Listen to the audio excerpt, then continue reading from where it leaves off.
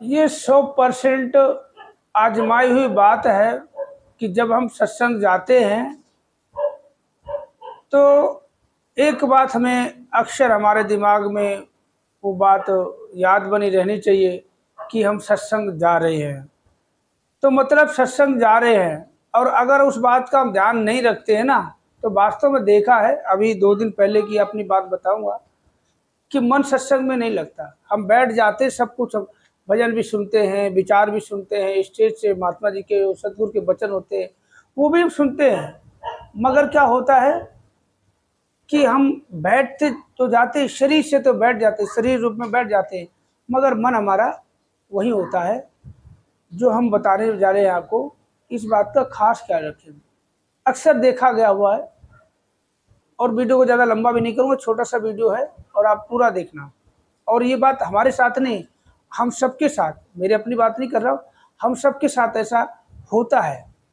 100% नहीं तो 80-90% सबके साथ होता है कि हम देखो कहीं भी सत्संग का, हम कोई भी काम करने जाते हैं, अगर हम उस काम पे फोकस करते हैं तो हम बीच की जो दूरी है जो तय करके जाते हैं, और उस बीच हमारे साथ क्या क्या घटता है, अगर हम उस पर फोकस करते हैं तो हम जहाँ जा रहे होते हैं उससे हमारा मन हट जाता है। हमारा मन जो है ना, अगर हम किसी खुशी के माहौल में जा रहे हैं और रास्ते में कोई अड़चन पड़ जाती है तो वो माहौल हमारे किसी काम का नहीं रहता है। ये आप भी जानते हो, मैं भी जानता हूँ, और सभी जानते हैं। तो जब बात आती है सत्संग की, कहते सत्संग कहते बहुत मुश्किल से मिलता है कि सुत दारा धनलक्ष्मी पापी के भी होए, संत समागम हरि कथा तुलसी दुर्लभ होए। ये सत्संग जो हमें मिलता है, सत्संग बड़ी मुश्किल से मिलता है। सत्संग ऐसे नहीं मिलता। अगर हम बैठे अभी, जब हमारा ध्यान होगा, कहते हैं जैसा भाव रहा जिस जन का वैसा रूप हुआ मेरे मन का। अगर हमारे भाव है, हमारा मन है कि हम सत्संग जाएं, तो ये परमात्मा जो हमारे अंग संग है, ये हमें वहाँ खींच लाया जाता है, किसी ना किसी बहाने खींच लेता है। कई बार देखा होता, मैंने खुद आजमाया है कि हम सत्संग जाने की सोचते हैं, यार सत्संग आज जाऊँ ना जाऊँ, देखता हूँ, चलूँगा, टाइम अभी है, विचार के समय निकल लूँगा। तो फिर कोई ना कोई महात्मा आ जाता है या तो फ़ोन आ जाता है, क्या बात है हुजूर, आज सत्संग नहीं जाना, मैं आ जाओ चलते हैं। तो जब भाव होता है, मन उधर होता है, तो सत्संग में पहुँच जाते हैं। तो ऐसे जिस बात के लिए हमने वीडियो बनाया, वो बात कहते अपनी खुद आप बीती है। 2 दिन पहले एक बात बताता हूँ, और जो भी वीडियो देख रहा है पूरा देखे।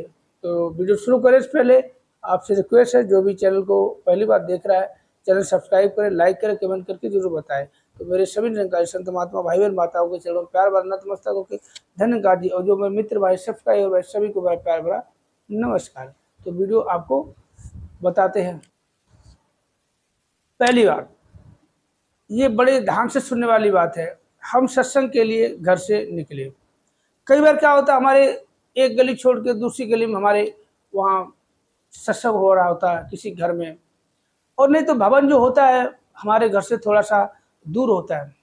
तो क्या होता है, हमें वो दूरी कई तो साइकिल से, कई पैदल तय कर लेते हैं, कई बाइक से, कई कार से, कई वैसे ऑटो से, बस से, ऐसी दूरियां होती है कि तय करनी होती है। और रास्ते में आपने देखा होगा कई बार हमारे साथ 19-20 ऐसी बातें हो जाती हैं, किसी से टकराव हो जाता है, या कोई ऐसी बात हो जाती है, हम जा रहे थे सीधा बाइक से जा रहे होते, अचानक कोई ऐसे निकल गया कि हम डर गए और कपकपी मच गई, जरा सा बच जाता तो, जरा सा लगता तो हम गिर जाते या चोट लग जाती। तो वो जो माहौल है उस पर हम फोकस करने ले जाते हैं, कई बार हम उससे लड़ने ले जाते हैं, और दिखाई नहीं देता, कैसे चला रहा तू, अभी चोट लग जाती, तेरे भी लगती मेरे भी लगती। तो ऐसी बातें अगर हम उस पर ध्यान देंगे तो हम सत्संग जाके हम सत्संग का लाभ नहीं उठा पाएंगे। अभी 2 दिन पहले की बात है, हम सत्संग की तरफ जा रहे थे बाइक से, तो मोड़ पे जैसे मैंने बाइक को ऐसे मोड़ा, आप सभी जानते हैं जो बाइक को चलाते, स्कूटी चलाते, कार चलाते, सभी को पता है हमें लेफ्ट हैंड साइड चलना होता है। अब आप सीधे जा रहे हो, अब चौराहा आ गया, अब चौराहे से आप अपनी लेफ्ट साइड तो चली रहे हो, और लेफ्ट साइड ही लेफ्ट टर्न करोगे, तो उसी साइड से अगर कोई बाइक वाला, कार वाला अगर आ जाए तो गलती किसकी हुई?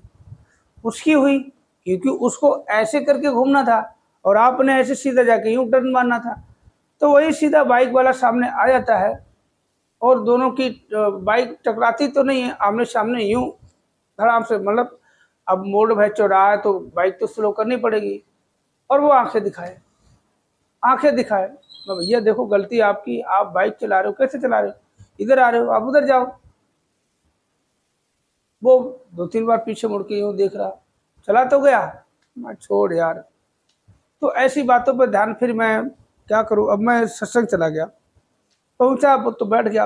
अब वही मंजर हमारे दिमाग में घूम रहा, सत्संग की बातें, जो विचार आ रहे महात्माओं के, बहनों के, भजन भी बीच बीच आ रहे। तो क्या हुआ, अब वही मंजर आंखों के सामने गूंज रहा।